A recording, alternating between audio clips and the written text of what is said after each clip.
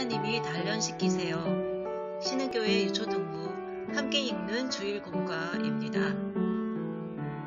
오늘 말씀은 이사야서 48장 6절에서 11절까지 말씀입니다. 쉬운 성경으로 성경을 읽어요. 일어난 모든 일을 너희가 듣고 보았다. 그러니 이 소식을 남들에게 알려주어라. 이제 내가 너희에게 새 일을 일러주겠다. 너희가 아직 알지 못하는 비밀을 가르쳐 주겠다. 그 일들은 이제 막 창조된 것이요 옛적 일이 아니다. 그것은 오늘까지 너희가 들어본 적이 없는 일이므로 우리는 이미 알고 있었다라고 말할 수 없다. 그러나 너희는 듣지 않았고 깨닫지도 못했다. 옛적부터 너희는 내 말을 듣지 않았다. 나는 너희가 틀림없이 나를 배반하리라는 것을 알았다. 너희는 태어날 때부터 반역을 일삼았다. 그러나 내 이름을 위해 내가 참았고 내 영광을 위해 너희를 멸망시키지 않았다. 내가 너희를 단련시켰으나 은을 정련하듯 하지 않고 오히려 너희를 고난의 영광로에서 단련시켰다. 그것은 나를 위해 내 이름을 위해 한 것이다. 나는 사람들이 내 이름을 더럽히지 못하게 하겠다. 헛된 신이 내 영광을 가져가지 못하게 하겠다. 같이 생각해요.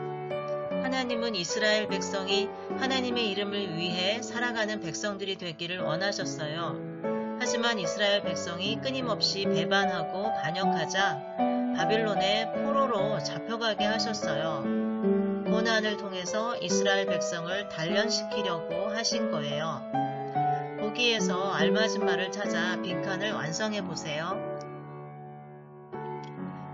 6절 너희가 알지 못하는 비밀을 가르쳐 주겠다 하셨죠.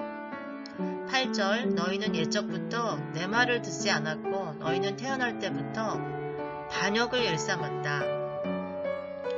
9절 그러나 내 이름을 위해 내가 참았고 내 영광을 위해 너희를 멸망시키지 않았다.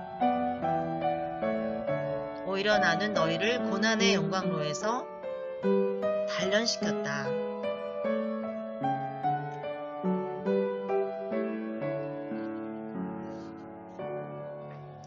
하나님이 계속 예언자를 보내어 말씀을 전하셔도 이스라엘은 말씀을 듣지 않았어요.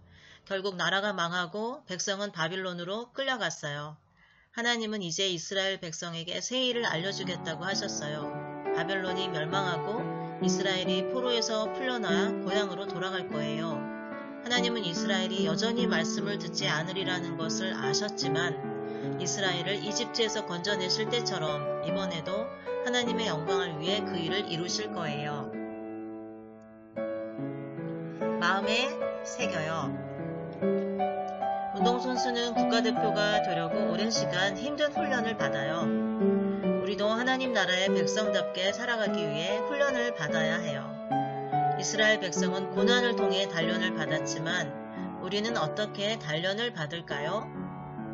아래 글씨를 따라 쓰면서 한번 다짐을 말해보세요. 하나님 저를 단련시켜 주세요. 첫째, 날마다 하나님의 말씀을 읽을래요. 둘째, 날마다 하나님에게 기도할래요.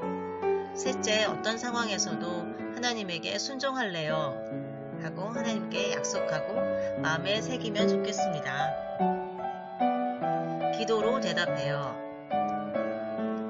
하나님 나라 백성이 되기 위해서 하나님에게 기꺼이 단련을 받을래요. 가족과 같이 외워요. 보라 내가 너를 연단하였으나 은처럼 하지 아니하고 너를 고난의 풀무불에서 택하였노라. 이사야 48장 10절 말씀이었습니다.